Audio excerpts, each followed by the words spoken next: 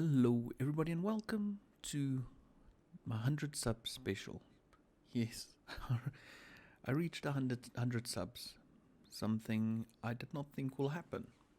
But here we are, and it's thanks to you guys, every single one of you.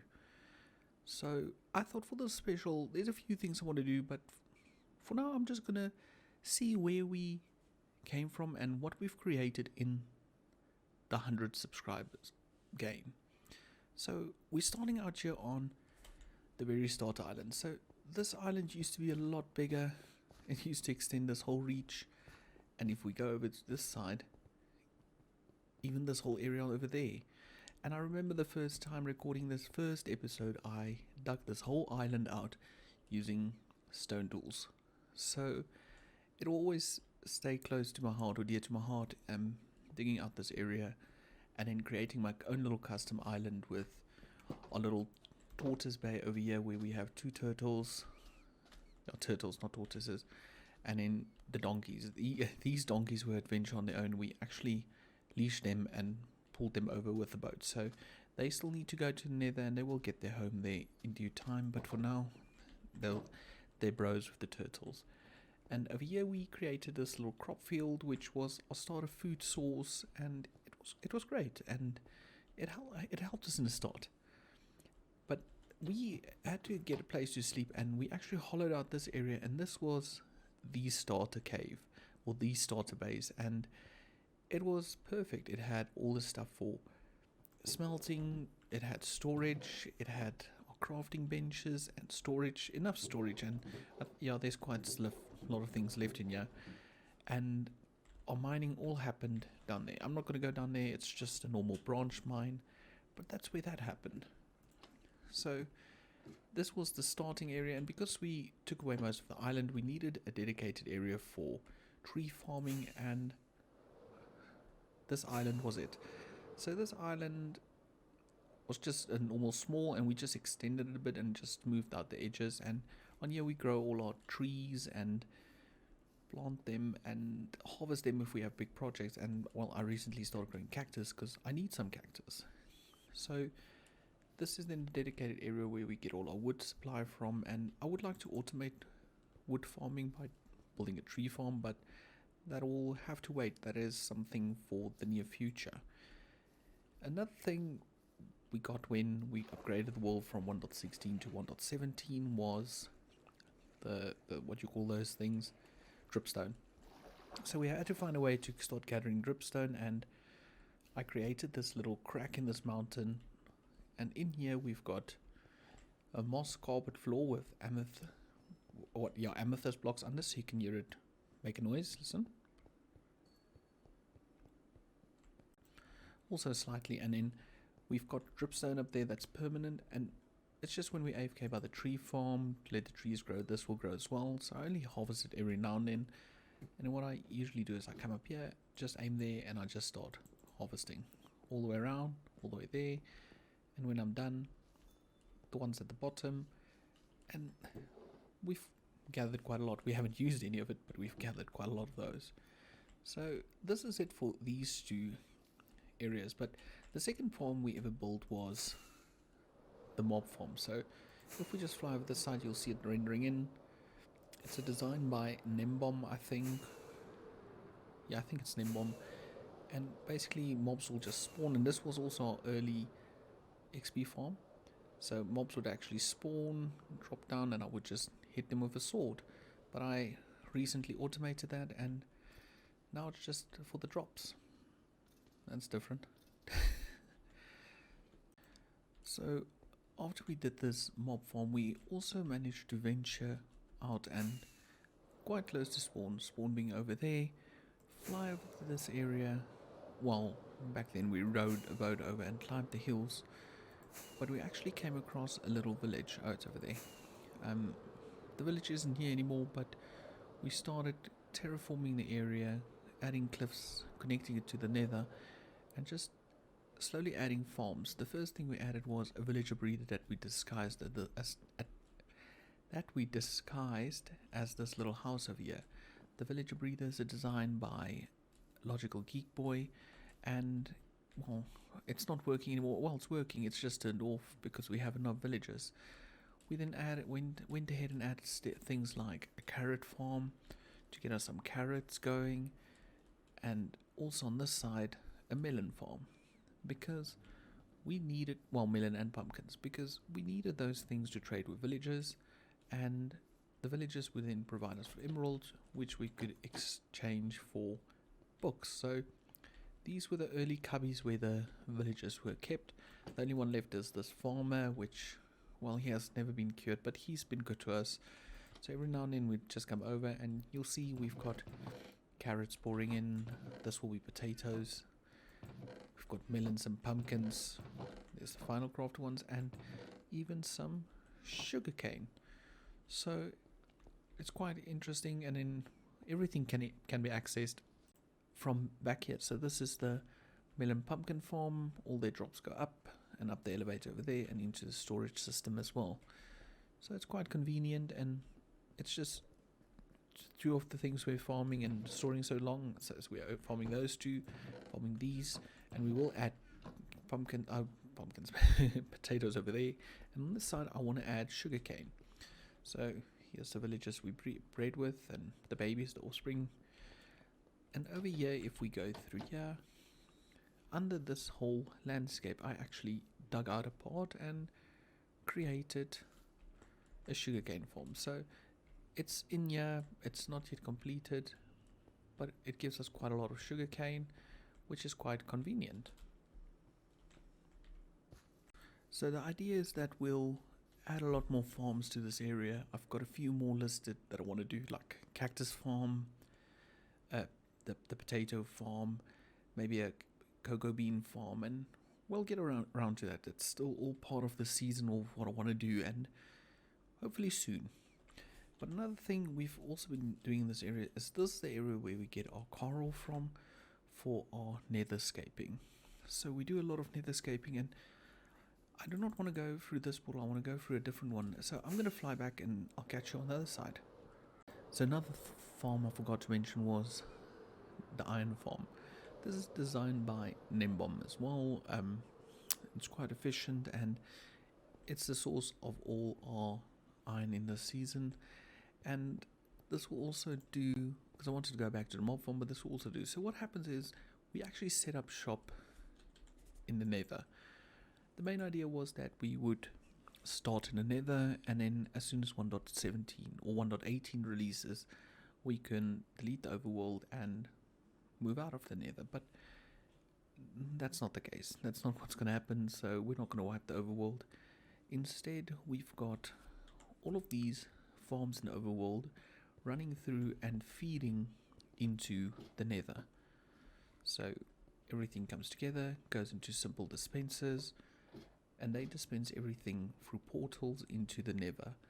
So, and that's where we set up our main base. So for everybody that's new, now you're going to see the area I'm really proud of, the place I call the Netherport City. So let's head on through. So it looks like just another house, or the inside of a house, and actually this is the other side of the nether portal at the mob spawner side, mob farm side. So what happens is mob drops shoot through, and they shoot through the floor onto the carpet, and the carpet is actually just covering a bunch of hoppers. So let's quickly explore this house. So this is the first house, the Apothecary's house, and it's just a basic house that runs up, has its own little balcony, but as soon as you exit into the outdoors, you notice we're in the nether. And this is a temporary little experiment, and in this nether we started terraforming and creating our own little city, a civilization, a group of people that escaped the overworld into the nether. So here we've got a bunch of houses, all, not all of them having function, but all being little shops or houses for the local residents. So let's quickly show. So the items from the mob farm up there goes down into this little underground black market, and what you find here is two little clerics, and they actually trade all the goods. So here we have all our mob farm drops, and as you can see, it's quite efficient. That's the word I'm looking for. So we use these two guys to trade rotten zombie flesh, but we don't do that often because we've got quite a bit of emeralds for trading and there's still a lot in the storage. But now, this used to be a warped forest, so you won't see any hostile mobs really in here. The worst things are Endermen, and, well, they're only a nuisance.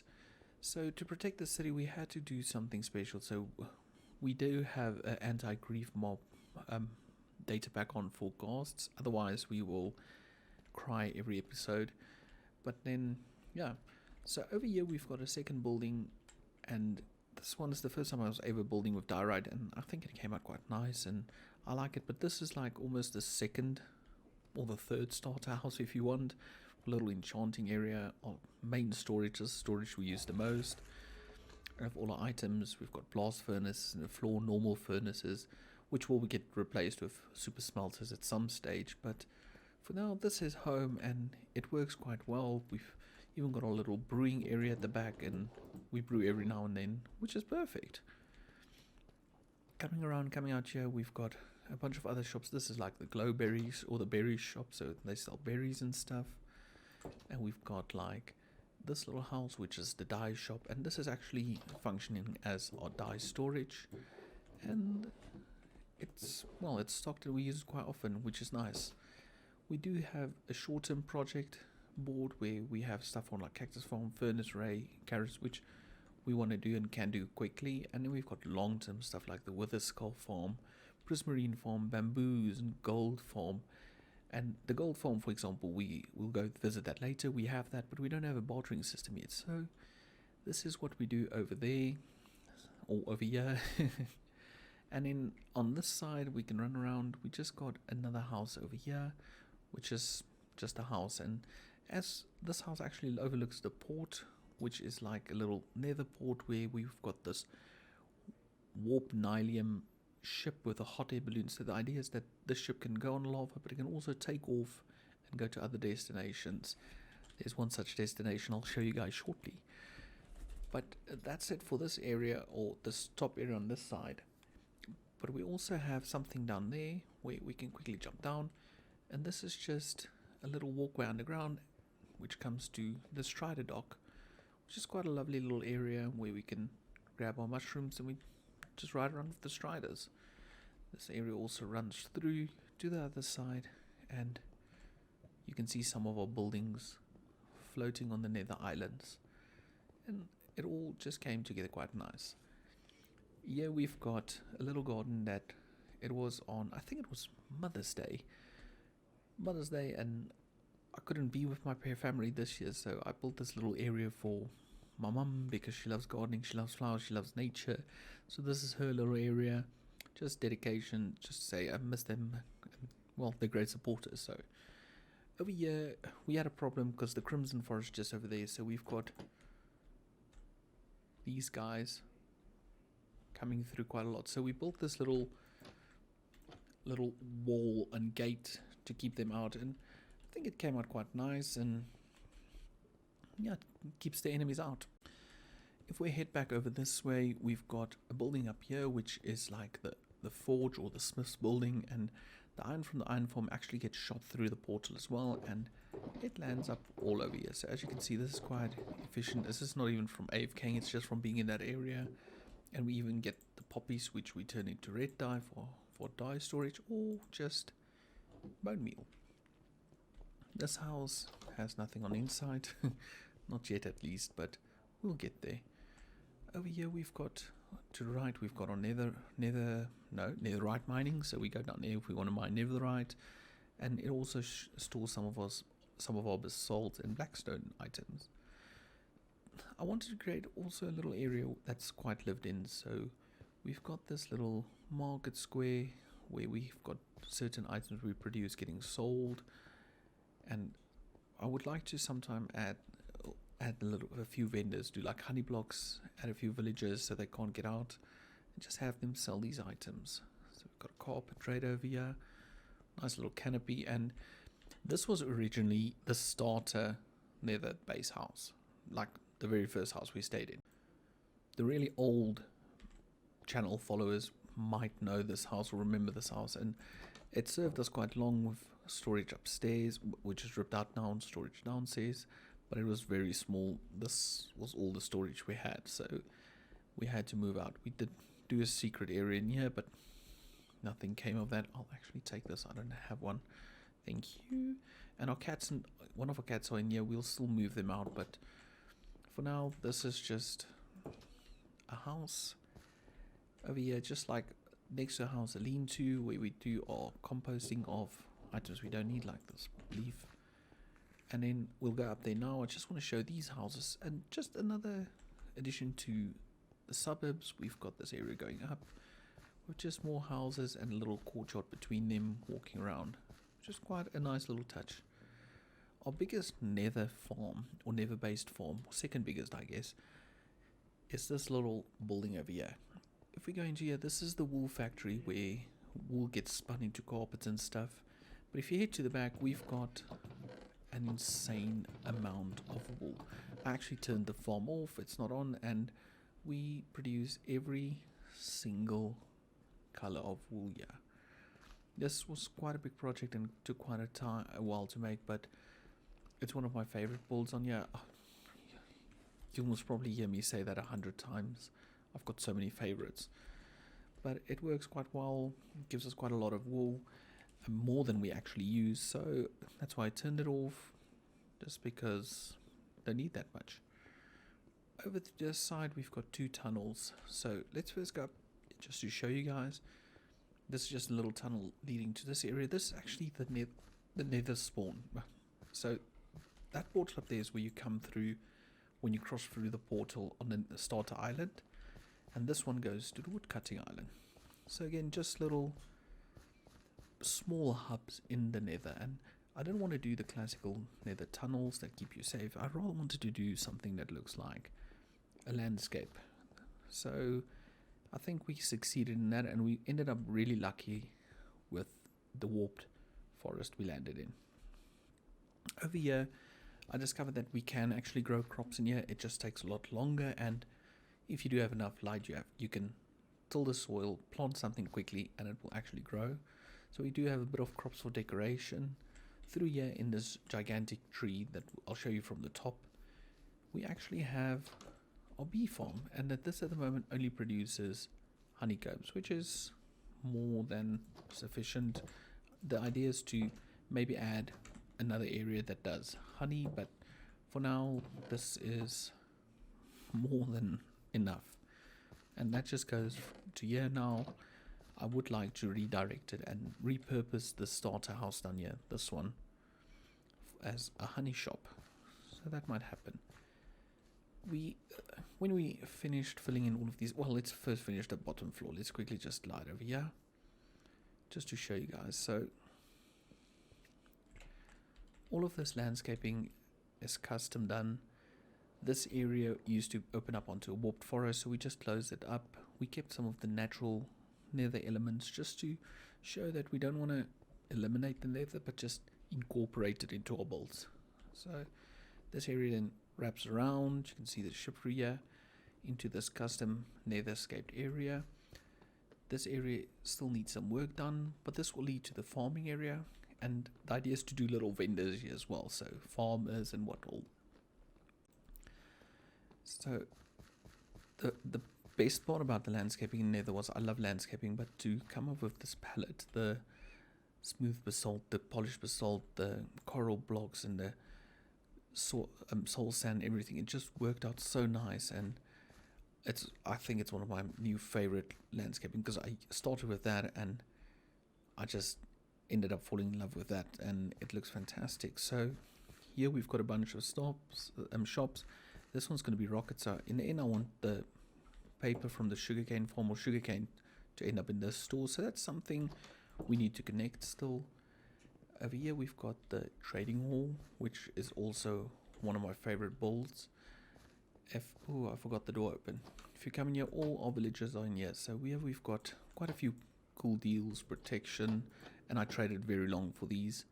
Depth Strider 3, Feather Falling 4, and they're all good prices, and they've never been zombified. So there's a bunch of them over here. I think this mending for 10, which is perfect. And if we head up here, we actually have a few more, but I think these are those are untraded. These efficiency 4 for 22.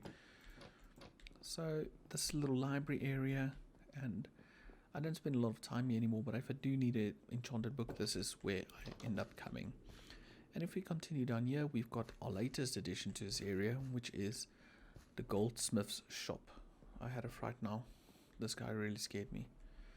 So the Goldsmith shop has not been decorated yet, and it's not yet complete, but here we'll add a few shops and stuff, and I also want to maybe do a backyard here, because this needs to become a cliff, so I'll create a little cliff, and if you head through the cliff, you end up in this room, which is our gold farm storage.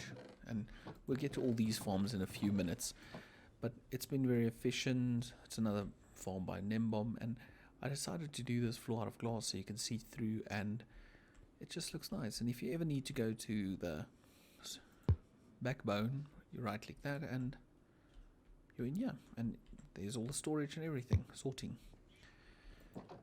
So that's it for this side and for the lower tier. So let's quickly fly up a bit. So this is the latest addition to the city. When we noticed that the lower level is getting full, I asked my members, a lot of you guys, what do they think? And I came up, well, not I, we came up with this idea of expanding vertically, and we started by adding 3 platforms, and that's them here, connecting them up with various roads and walkways, so they all connect up, and started planning out where buildings need to go, just to connect it and start expanding the city vertically. So this is the first level of tiers. We might end up adding a few more and just continue expanding upwards. But the idea with the walkways were that they complement the environment, and yeah, again, we move behind this giant tree that houses the beehives, and I wanted it to look like we're moving through a tree, which I think looked really good. And this is the elevator. It comes from down there. Stairs for manual use because it's not a working elevator. But also again came together quite nice, and this is the first thing, this last thing we did in last week's episode, where we just added our first few houses, which currently have nothing in but hides, the monsters for this area. And then this is the October project that we're approaching now. So I'll do a bit of this every now and then, but this area leads to the spooky area, or the Halloween area, where we did again the landscaping. And if we head up here, we've got this big empty space. So I've got a few plans in mind, and I'm really excited about what's going to happen here, but for that you guys will have to tune into the next few episodes. But I think it's going to look so epic. And this area is actually hollow. There's space under here, so I can tell you we're going to do a mausoleum as well, and what's going to happen in there, I'm not really sure, but I think this area will look cool. So moving on, then we've got that. That is the growth. It's been slowly manifesting in this area, and every time we get back here, there's something new. So we'll see what happens to that. We'll see where that comes from or what it does. I still think it's the Striders. Check that upside down smile. I don't trust him. But anyway, so flying over here, let's finish the nether farms. We needed some food, and we created this butcher. The butcher's house, which houses a simple hoglin farm. If we fly up here where we broke through the roof, and let's just get to the top. And hoglins spawn, and they're actually scared of this the warped mushroom, and they run in, fall into the lava, burn to a crisp, and well, ends up going all the way down here. So if we don't die, all the way over here. And because it's in a crimson forest, that's the only mob that spawns, or in that area, because it's well lit, it's only the hogs. So everything in here had to be mob proofed. So inside again, not decorated, but it's quite efficient. This is from not even an hour's AFK, so it's quite efficient in that sense. So if we ever need food, this is where we end up coming to get food. Another farm, well, I guess I can show you guys, is if we head over here, there's the Goldsmith. If we fly up here, we get to the gold farm, as I mentioned, designed by Nimbom. Oh, so I was confused now. So this is the gold farm, and that's actually the Hoglin farm. Yeah. So the gold farm, as you can see, is quite efficient, and that's without me ever lighting up anything or spawn proofing. So this is our new primary source of XP. We used to go to the Nether, where we'll be heading next to get XP, but now we just use this because it's better. So let's head down here. Just drop down, and all of this comes out by the Halloween area. So I think this city's coming along quite nice. It's still got a lot of potential, a lot of things I want to do, but we'll get there in time. So that's it for this area. So let's quickly head on over to the end dimension. And here's the portal to the end dimension. Also, this started out as a small portal, but I ended up making it a lot bigger because we spent a lot of time coming through here, and well, now we never come through anymore unless we need shulker boxes. So let's go through to the other side. So on this side you'll see not a lot of things happening yet. This still needs to get fixed up, but if we do jump through, we end up coming up over here, and though there's nothing on that island, we did build this Enderman Form. Sorry, I was looking for the word there. Enderman Form, and what's nice about this farm is Enderman cannot TP onto these blocks because they're actually waterlogged half slabs. So if we hit them, they won't TP, and we actually just dispose of everything immediately because we do not need it. So if we do pick it up, we can just chuck it and it immediately gets dispensed into the void. So this is the one farm, and we have a Wither Rose farm, which I also visited once and never again because I got enough Wither Roses. So yeah, I'll quickly show you guys. Let's see if I don't crash and die. Let's try again. There we go. Wither Rose farm is this way.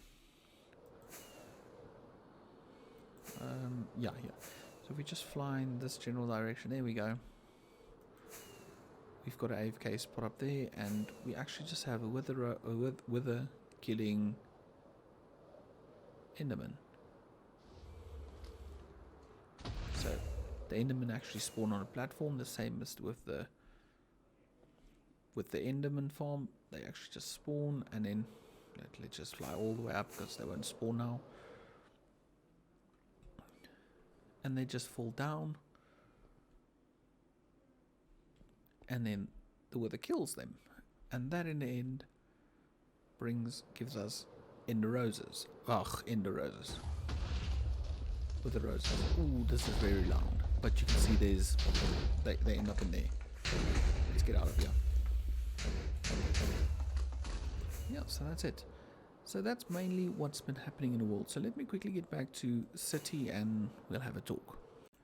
So back in the Nether City, the big question is what will be in the future of this series.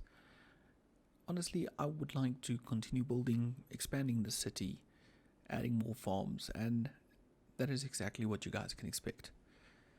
More time lapses, more creative building, more farms, and more of me just having fun, working towards growing with you guys. This series has been an adventure, and it's sometimes been a bit tough, but I've always enjoyed it, and I cannot wait to reaching another 100 new subscribers with you guys. So in this world, a lot more expansion that you guys can look forward to, and apart from that, I'm also looking into setting up a community Discord in the next month or two and getting you guys involved there, maybe adding streaming. I've got a Twitch channel, I just never stream because I just never did, so maybe start doing that a bit more. And there's also joining of another server where I will maybe put out a video every second week. So there's quite a lot of things happening, quite a lot of things planned, and I hope they will all work out. And yes, again, I just want to say thank you to every single one of you that made this possible, and every single one of you that's a part of this world, a part of this adventure. So again, 100 thank yous to 100 awesome subscribers. 104 I think at the moment, to be honest, but you guys are all amazing. So thank you for the support. Keep watching and just keep being the awesome people you are. Until the next episode. Bye for now.